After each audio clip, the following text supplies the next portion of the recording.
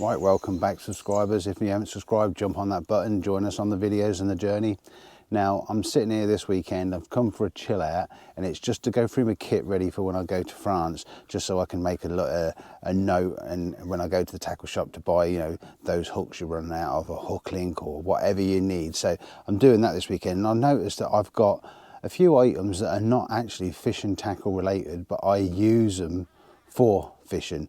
Some of them will be obvious, some won't, but I just thought it'd be quite an interesting one for some people, and also it'd be interesting for me to find out what sort of things you take and you use that are not sort of normal fishing items.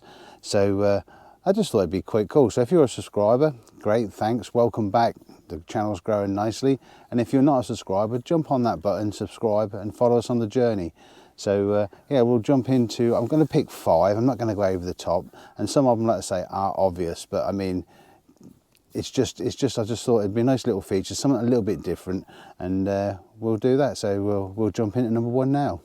So this is the first one. I had this given me many years ago by a customer of mine. They worked at a company and they used to do these. I couldn't tell you the name of the company, I couldn't tell you the name of the item, but I've had this for probably, I've got to say 16, 17 years, and it's a great little bit of kit. And basically it comes in a little pouch like this, and it's just a multi-tool. Now, I don't know the name, there is an emblem on there, but couldn't tell you what it is. And it's just a little multi-tool. It's got a set, as I open it up, there's a set of pliers. And then in here you've got your usual sort of knives, scissors, and bits and pieces. And let's see if we can get them out to show you. I ain't used this one very often. That's a can opener, Phillips screwdriver, normal screwdriver, and then this one is some sort of like little saw with a measuring gauge on it. And then this side you've got a knife, a pair of scissors, and what else we got in here? Let's have a look. Looks like some sort of bottle opener. 2 bottle openers, and that seems to have a screwdriver bit on it as well. And then there's another sort of bit bigger screwdriver there. It's a simple thing, but it's so many times has got me out of trouble for bits and pieces. So I know there are companies that are starting to do these now, but again, it's if you haven't got one in your tackle box, definitely get one. I'd imagine most of you probably have. If you haven't, get one. They're so handy. So that's number 1. Number 2, this is going to be the obvious, and I'm guessing every one of you out there has got one of these, and no matter whether you're a professional, whether you're just an odd weekend, whether you've just started, or whether you've been doing it for years, I'm pretty certain most of you are going to have one of these, and it is the obvious, but I'm going to get it out of the way now. Mobile phone. Take your pictures, make calls. If you get in trouble, you've got help. Compass, apps, weather, bit of entertainment, everything. It is the fantastic bit of kit. I mean, I was fishing before we had these. I started fishing back in the sort of 70s and early 80s, and we didn't have these, and they are a godsend now for lots of different things. So I'm not going to run on too much, we all know about this, but I just thought it is a non-fishing item, but we all use them for fishing. So number 3 is, not everyone will carry these. I have seen odd people with them. I use it because of some of the lakes I fish on, and since getting one, I carry it all the time. It don't take up no space, it doesn't weigh a lot, and it helps you out a lot. Now, you will have seen this probably in some of my other videos, either I've been videoing it's in the corner, or whether you saw it in when I've done all about my cooking stuff. But basically what it is, it's just 2 of these trays. Now, what I use them for, this one I picked up, I think it's out of some sort of like camping grill, and this one is just a stainless tray, little really lightweight stainless tray that I bought off an internet auction site. And basically they fit, I didn't buy them together, but they actually fit really well. So they sit like that, and as you can see, takes up no space at all. This one, basically what I do is, some of the places I fish, the fishery owners and that, they don't want you burning the grass.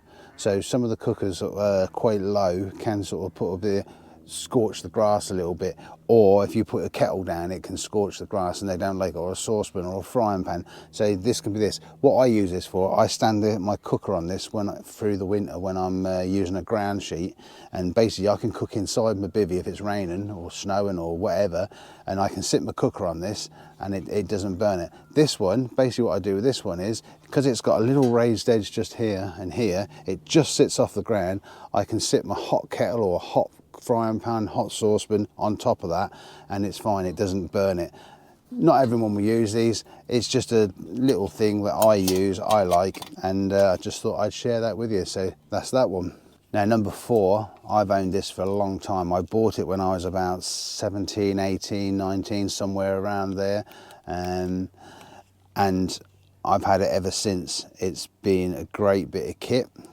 I'm sorry, you're gonna have to bear me with the bags. I'm fishing at the moment and doing some filming for something else which will be coming up in another video. Exciting news that is. But I was just chilling on while I'm doing the filming. I'm just chilling fishing, and last night I got breamed out massively. So I've been up all night with bream, so that's why these bags are like this. But anyway, back to the item. So this I've had for a long time, and basically what it is a knife, right? Now I had this for survival thing, of course I was on, bought it, it's really cool. Basically it's just a knife that locks out, and you've got a serrated bit here, sharp bit here. So that's that. The locking mechanism is a bit dodgy these days, but again, it's old. On the top, you've got a compass, which we used to use quite a lot. And then inside here, you've got all stuff in the end here. I won't get it all out and show you. There's basically some cord, there's a safety pin, there's a flint and a windlass match and a little board to strike to make a fire. I've got a little sewing kit in there. Bits and pieces just to survival. There's a surgical blade in there, so there's little bits and pieces in there to get you out of trouble. It's what I mainly use this for. Is I do like some ambrosia rice pudding, and I use this to open the tin. Now I've had this since I was 17, like I say. This opens tin, so I just jab it in the tin and just basically open the tin and eat the rice pudding. That has only been sharpened twice. So that gives you an idea of how good that is. Silly little bit of kit, but it, again, can get you out of a lot of trouble. Right, for number 5, I'm gonna have to sort of spin the camera around, and this is a little bit bigger item when it's all set up. In those dark winter months when you're fishing, if you fish in the winter that is, and some of you in the summer probably like to do this as well.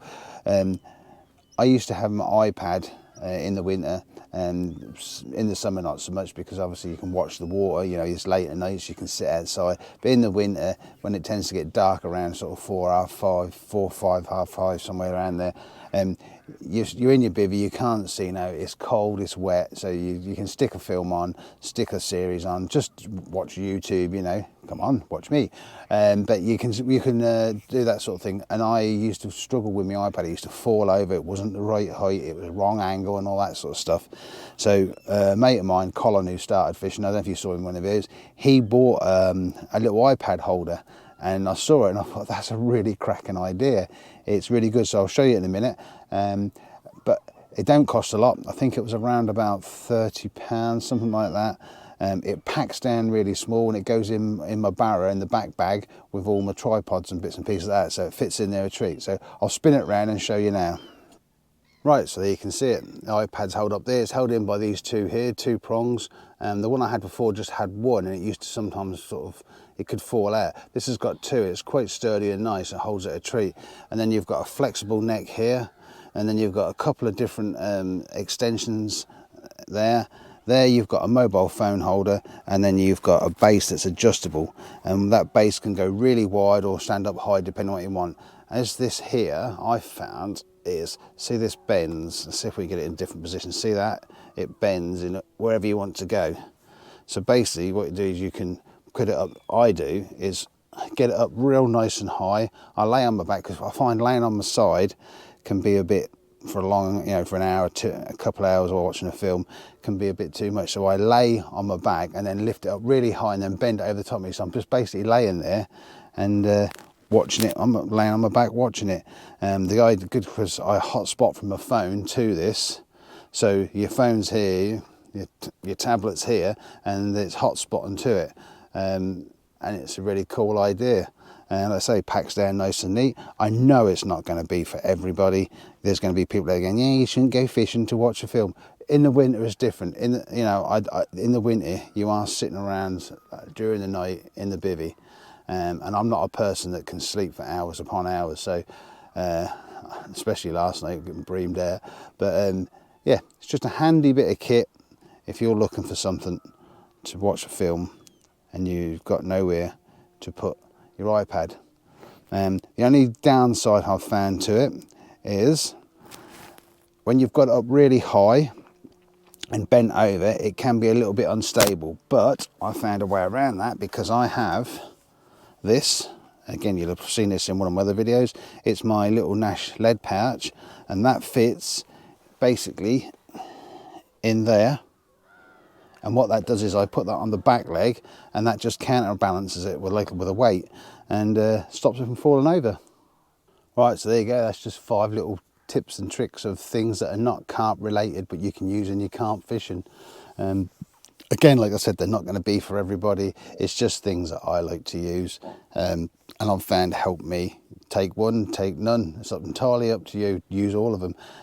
But what I'd like to know is in the comments below, if there's things that you've got that are not carp related, what you use. Be interesting to see what because other people must use different things as well, and be nice to see what you're using. So, and I thought this would just be something a little bit different to the normal sort of reviews. So yeah, I'm going to try and keep evolving the channel, keep watching. Got some exciting news come up. And we've got the France trip coming up, which we're actually going to film now as a social rather than just me. So that'll be interesting. And I've got a few other nice sort of trips coming up as well over the next few months. And don't forget the subscriber social we're going to have. Hopefully get that sorted once I get back from France. So thanks for watching, and we'll see you on the next one.